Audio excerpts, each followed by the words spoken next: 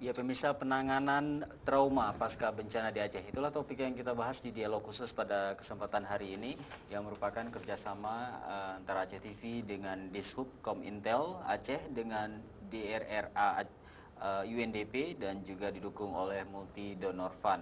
Kita di sini bersama Dr. Anda Hajah Nurjanah Nitura, seorang psikolog yang tidak asing lagi, dan juga Dr. Syahrial dari Rumah Sakit Jiwa Banda Aceh, dan juga bersama Pak Tabrani Yunus, Direktur Center for Community Development Pak Tabrani Yunus ya, Direktur Center for Communication Development and Education CCDE, ya Pak Tabrani Yunus ya.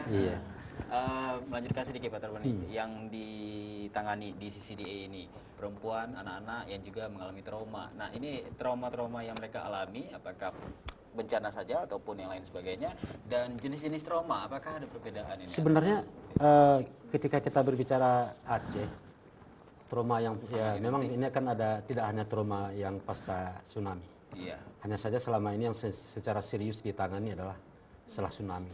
Dan ini pun sebenarnya disebabkan banyaknya datang bantuan-bantuan dari luar. Iya. Kalau tidak mungkin sama saja seperti kita selama ini menangani ya orang-orang yang mengalami trauma dari konflik. Yang paling, kalau menurut saya sebenarnya kalau trauma tsunami ini ketika orang kedekatannya dengan Allah, dia akan mengatakan bahwa sesungguhnya inilah cobaan Allah. Jadi itu mungkin ya pendekatan agamis yang semacam ini lebih mungkin lebih mengurangi gejala itu. Karena saya sendiri juga mengalami trauma semacam itu. Ya, jadi saya mengatakan sebenarnya kedekatan kita, bagaimana kita mendekatkan diri kepada Allah, salah satu caranya adalah ketika kita mengatakan anakku, istriku, hartaku, bahkan diriku bukanlah milikku. Semuanya milik Allah. Jadi itu adalah satu upaya untuk kita melakukan recovery terhadap traumatik itu. Nah, kalau yang paling sebenarnya kalau untuk konteks Aceh, saya pikir trauma yang paling mendalam adalah trauma yang sudah begitu dalam ketika kita anak-anak Aceh yang mengalami konflik. Ya, ini sangat kronis. Saya pikir Pak Jal pasti mengetahui berapa jumlah anak-anak yang menjadi sangat traumatis ketika di rumah sakit jiwa, Pak ya. Dan bukan hanya anak-anak, tetapi juga orang tua dan apalagi perempuan yang selama ini mendapatkan luka hati ketika konflik itu. Nah, jadi kalau CCDE selama ini ya tentu saja pengobatannya karena kita bukan sebagai psikolog dan bukan juga dari psikiater, kita hanya sebagai sebuah organisasi yang memang ya memfasilitasi ketika masyarakat mengalami hal semacam ini, kita mencoba memediasi. Oke, bisa kita rujukkan kemana? Saya masih ingat dulu juga pernah saya sampaikan dengan Ibu Nurjana, ini ada pasien yang seperti ini, bagaimana Bu? Jadi kita menjadi memediasi itu. Di samping itu juga ya cara-cara lain ya, karena CCDE sendiri sebuah organisasi yang bergerak untuk pendidikan alternatif. Jadi kita juga membuat kegiatan-kegiatan pendidikan yang sifatnya bisa mengurangi rasa trauma. Karena kita tidak bisa mengobati, tapi kita mencoba sedikit mengurangi. Mungkin pada sebutan religius. Iya, baik Bapak. Kita tahan dulu sebentar, kita terhubung dengan salah seorang penelpon, pemirsa yang telah bergabung sama kita. Assalamualaikum. Waalaikumsalam. Dengan Ibu? Ibu Fatimah dari Ulele. Ibu Fatimah di Ulele. Ya. Silakan Ibu Fatimah, mohon maaf sebelumnya volume televisinya Bu dikecilkan sedikit. Oke. Bu Fatimah, silakan Ibu. Saya Pak salah satu juga dari korban tsunami. Iya Ibu. Saya juga banyak juga kehilangan keluarga, anak. Kalau masalah trauma Pak, nggak hilang-hilang saya rasa ya. Iya. Kita dengar seperti waktu tsunami itu kan sedang ngetok-ngetoknya lagu Rafli Pak ya. Iya. Jadi sekarang ini saya dengar lagu Rafli waktu topnya jadinya dulu. Teringat ya Bu ya? Ya teringat lagi. Tapi kalau kita naik bis itu Pak ya, diputar lagu itu Pak, teringat lagi Pak. Saya rasa untuk menghilangkan susah. Baik. Cuma yang ingin saya tanyakan Pak, ya insya Allah kita berdoa juga Pak ya kepada Allah, ya ada penyembuhan.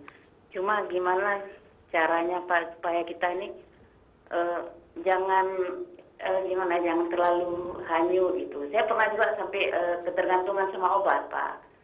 Supaya kita nggak bisa tidur kita Pak. Jadi saya selalu minta obat tidur ya dokter. Terus dokter menyarankan nggak bisa gini caranya, harus ibu sendiri yang melupakan gitu. Tapi kalau untuk melupakan udah jelas nggak bisa Pak ya. Baik. Jadi saya tanya sama Bapak dan sumber, mungkin ada cara lain Pak ya.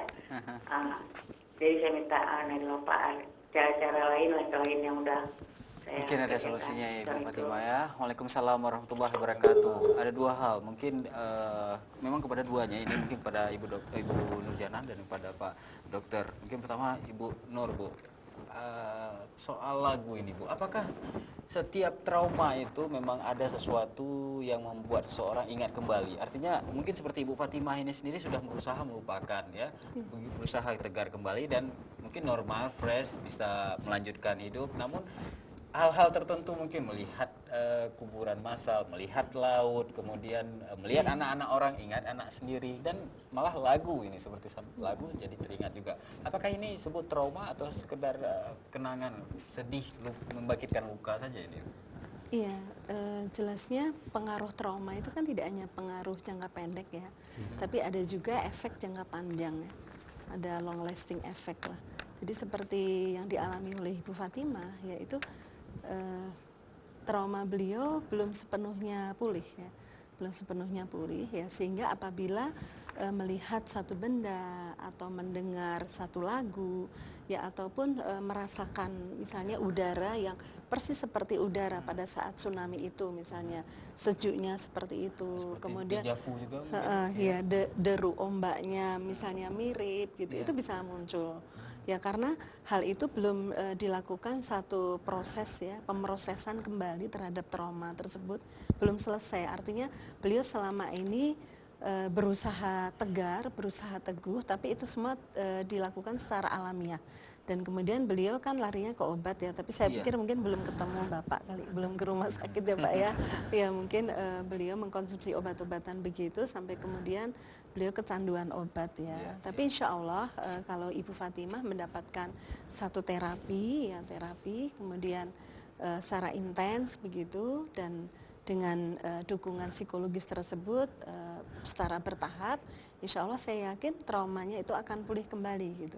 Memang kalau memori itu nggak mungkin ya, tapi menerima hilang sesuatu yang sudah direkam ya, satu jejak peristiwa yang sudah direkam dalam memori itu memang tidak mungkin hilang ya. Kecuali amnesia Bu. Ya, kecuali amnesia atau demensia ya, sudah pikun gitu tuh beda, atau amnesia ada sesuatu yang membuat dia kehilangan memori. Tapi kalau secara normal itu memang tidak hilang, tapi yang dilakukan nanti adalah bagaimana beliau menerima itu sebagai bagian dari perjalanan hidupnya, menerima dengan tawakal dan bisa aktif kembali seperti sedia kala, dan hal-hal yang sifatnya bisa memicu, apakah suara, benda dan sebagainya, itu tidak menimbulkan itu lagi ya. Itu nanti dalam terapi itu akan diarahkan ke sana. Artinya memang kalau ditanyakan sama Ibu Fatimah tidak bisa melupakan hal itu, memang tidak bisa dilupakan ya, bagian dari memori.